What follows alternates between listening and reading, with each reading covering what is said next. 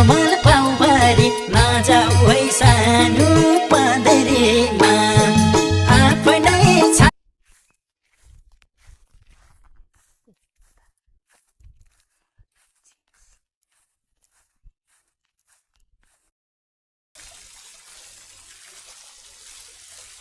घामले टल्केरै देख्दैन अनि कता हो जस्तो लाग्यो।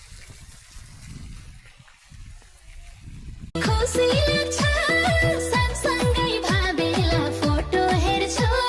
धेरै याद आमेला अनि खुसी लाग्छ सँगसँगै भिडियो फोटो खिच्यो